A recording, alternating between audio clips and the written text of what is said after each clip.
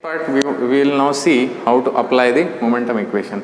In the last lectures we have already seen what are the three conservation equations. First conservation equation is conservation of mass, second is energy, and then we have seen the momentum equation. So by applying the conservation of mass we got the continuity equation, by applying the conservation of energy we got the energy equation, and by applying the conservation of momentum we got the momentum equation. So now how to apply these equations to solve the problems, so that we'll try to understand. So let's discuss about the momentum equation and how it is useful for us. Alright, so let's say I'll take a situation where we will apply this and get some information. So you have some hydraulic jump, alright. So this is an open channel flow and you encounter a hydraulic jump. So what is a hydraulic jump? Suppose there is some block in the channel bottom, okay, and some supercritical flow is coming.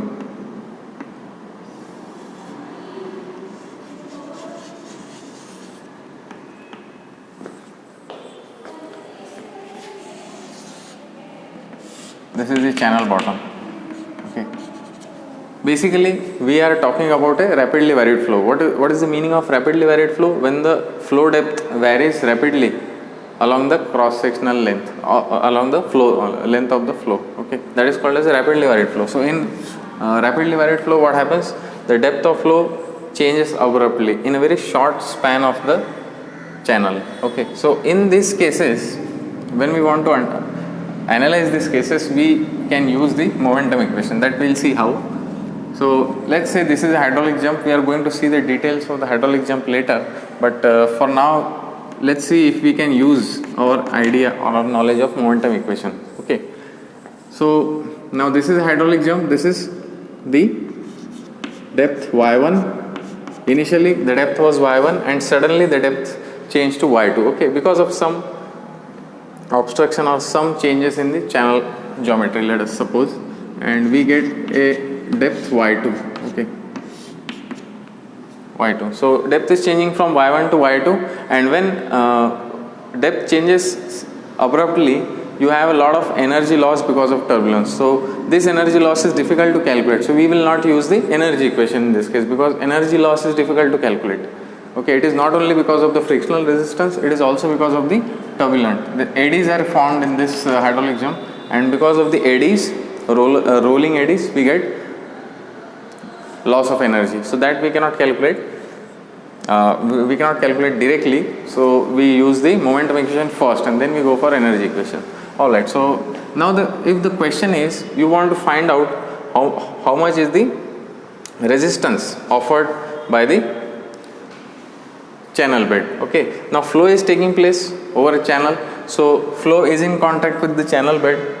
Okay, and at the channel bed velocities are 0 because of the no slip condition, and because the fluid is having viscosity, shear stresses are generated on shear planes, and that's why we get some force that is called as the drag force. The force exerted by the fluid on the object in contact, that is called as a drag force, and because of that we will get a resistance force because of the shear stress. So that is called as a resistance force. So let's say we want to find out how much is that resistance force, that we'll try to find out, okay. So before solving any open channel flow problem, the first step that you have to do is define a control volume first, okay. So let's first define a fixed volume. So we are only going to analyze the fixed volume of fluid. So this is that control volume.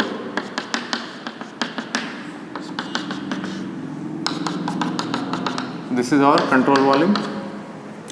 Now water is coming from, or fluid is coming from this surface, control surface, suppose capital Q, okay, is the discharge. Flow is coming from this surface and flow is leaving from this surface, okay. So this is our control volume, and now we will apply the momentum equation to this control volume, okay, and find out how much is the resistance force, okay, force of resistance offered by the channel cross section, channel bed specifically, okay, on this flow, okay. Flow is exerting some shear force on this channel bottom, and channel bottom is applying some reaction to this flow, is resisting the flow, okay. So channel bed will resist the flow of water or flow of the fluid. Okay, so you will have some resistance force Fr. I'll tentatively name it as resistance force Fr. Okay, it will be acting on the surface. Okay, this much surface it will be acting. Okay, because this much surface is in contact with the channel bottom. Okay, so resistance force will be acting on this particular surface. Now my job is to, or our job is to try to get the expression for this resistance force. Okay, so when forces are involved, we go for the momentum equation. All right, now what are the forces acting on this control volume? If you think about it, then first force is always the, since fluid, we have the fluid in contact with the control volume, so we will have the hydrostatic pressure force. Okay, so hydrostatic pressure force will act on this surface. Which surface? This is 1 1 and this is 2 2. So on these two surfaces hydrostatic pressure forces will be acting, and what will be the direction? Pressure always acts normal to the surface. Okay, pressure will, you take any surface, and when fluid comes in contact with that surface, the pressure force exerted will always be 90 degrees to that surface. So here the pressure force will be normal. So, and how is the pressure distribution? It is triangular. Okay, so I will draw the pressure distribution.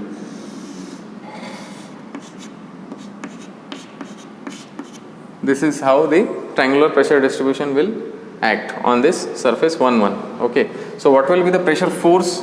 See, at the bottom value is rho into g into y1.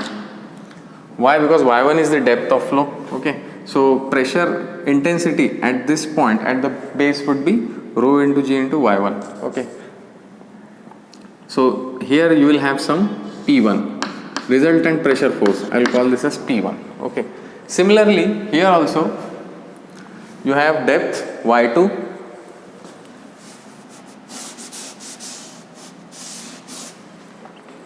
our depth is y2. So pressure will act in a triangular fashion. Triangular pressure distribution will be acting. Okay, and 90 degrees to the surface. Okay, now why this direction is opposite? Because whenever we analyze control volumes, we take the control volumes outside the system.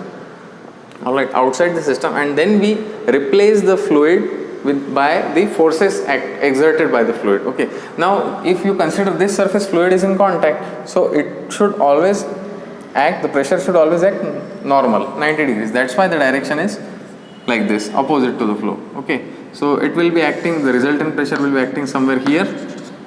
It will be P2. Okay, so we have P1, we have P2. These are the pressure forces.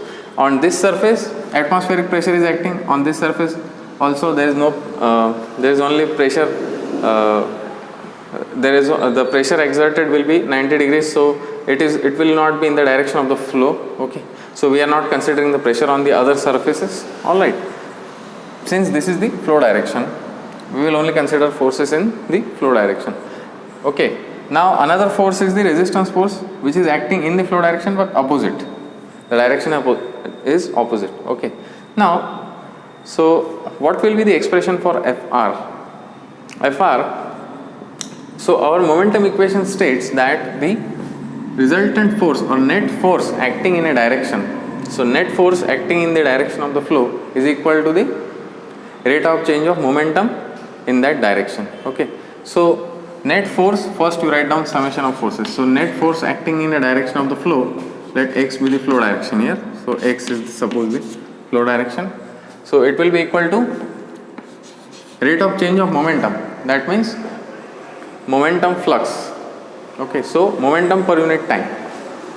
That is called as the rate of change of momentum, because we are differentiating with respect to time. So momentum at this surface 2 2 at the outlet minus momentum at inlet surface, and not momentum but momentum flux, momentum per unit time. So that we denote by dot, m dot 2 minus m dot 1. So this will represent momentum flux at surface 2 2 leaving through 2 2, and m dot 1 will represent the momentum flux at surface 1 1. So this is the momentum at the inlet. Okay, So how to calculate this momentum? Let's see that. M2 dot, capital M2 dot. Okay. So momentum flux means momentum per unit time. So momentum is what? Mass into velocity per unit time. Okay. Because we are talking about flux. Because here we are interested in finding rate of change of momentum per unit time. So we are going for flux. Now mass per unit time is the mass flux. So we can write mass per unit time is rho into Q into V. So this is rho into Q, sorry. We will write later. Now rho into Q, what does this represent? This represents the mass flow rate in this open channel flow. Okay. Q is the volume flow rate, and volume flow rate, if you multiply the mass density, we are going to get the mass per unit time, mass flowing per unit time. That's why we multiply rho into Q, and velocity is V2. What is the average velocity at section 2? It is V2. Q is constant, so I am not writing Q2. Q is constant. Rho is also constant, you can just write rho. So M2 dot will be rho Q into V2. Similarly, M1 dot will be rho into Q into V1. Okay, rho Q V2 and rho Q V1. These are the momentum fluxes. Now what is the summation of forces? So you can write P1 is acting in the direction of the flow. So P1 is positive minus P2 since it is opposite, and Fr is also opposite to the flow direction, it is resisting the flow. So minus Fr is equal to rho Q V2 minus rho Q V1. Now is this the correct momentum flux? That is the question. Rho Q into V2. We have used only one value of velocity for one cross section, that is called as the average velocity. But when we use average velocity and calculate quantities like energy and momentum, there is a difference, there is a error. To correct that error, we apply the correction factors. So for momentum we should apply what? The momentum correction factor. So we should write beta 2 also, beta 2 and beta 1 here. Okay, so beta 2 rho Q V2 minus beta 1 rho Q V1 will be the correct momentum fluxes at 2 and 1. Now our equation becomes P1 minus P2 minus Fr equal to beta 2 rho Q V2 minus beta 1 rho Q V1. Okay. Now P1 and P2, how to write the pressure forces?